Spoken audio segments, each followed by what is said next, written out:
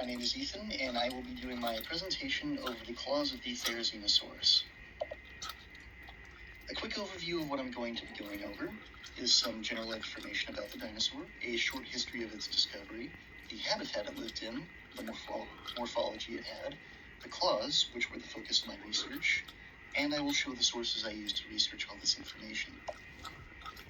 So some general info about therizinosaurus. Sorry. The first specimen discovered was named therizinosaurus cheiloniformis, meaning scythe lizard and turtle form respectively. More on that later.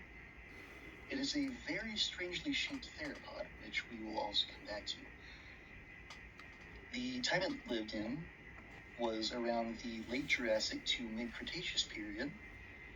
It was around 7 meters long, around 3 meters high at its hips, and weighed around 3 to 6 tons.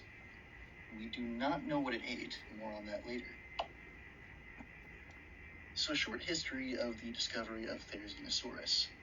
It was found by a Soviet paleontology team in a Soviet paleontology expedition in 1948. Around 1952, and Evgeny Alexandrovich Maleev would name this dinosaur therizinosaurus cheiloniformis, as he believed the 3 fossilized claws that were discovered belonged to a large turtle-like creature that swam through the what is now the Gobi Desert.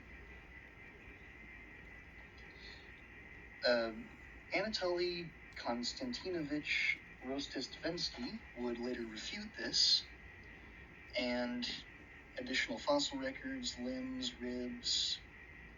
The more we got of the dinosaur, the more we realized that it was in fact a large theropod and not a large turtle after all.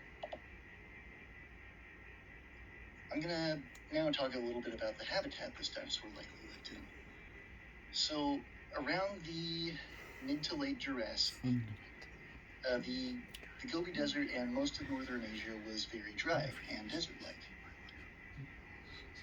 And over time, this climate started to get wetter and became wetland or a floodplain. This would change the ecosystem that therizinosaurus lived in, adding a lot more abundant plant life and newer, larger, more diverse organisms in its environment. Now, really quick, I'm going to start talking about the morphology of therizinosaurus. The only bones that we have retrieved of it so far have been a few limb bones, its claws, and a few ribs. This was enough to classify it as a theropod, but we still largely don't know what it looks like.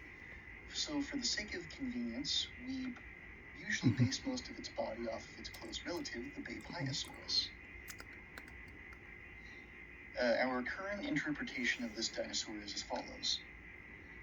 We have not discovered its skull, so if that happens, no, we have no idea what it ate, really. It is largely believed that it was a herbivore. However, its theropod ancestry leads me personally to believe that it could have been a carnivore. However, omnivore and insectivore diets have also been proposed. The vestigial toe found on most theropods is a fully fledged functional toe on the therizinosaurus. We theorize that this was to help support a heavy body. We also theorize that it walked in an upright position like early theropod interpretations to accommodate its meter-long claws. The skull, since the skull is missing, we theorize that its head and neck were similar to Bapiosaurus, which had a small head on a long, thick neck.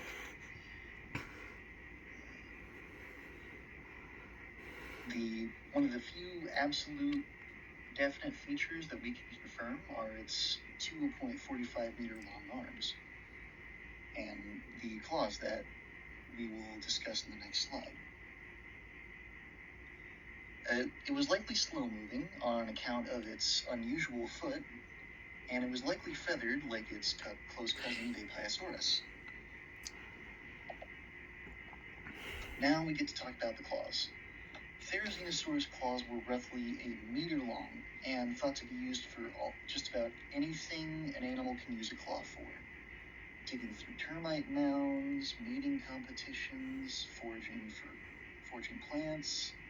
You name it, we probably thought it did it at some point. Though recent studies have shown that across the multiple therizinosaurus species, there seems to be a trend of earlier basal variants having a shorter, more general-purpose claw design, whereas the derived variants had a thinner, more strangely specialized cutting shape.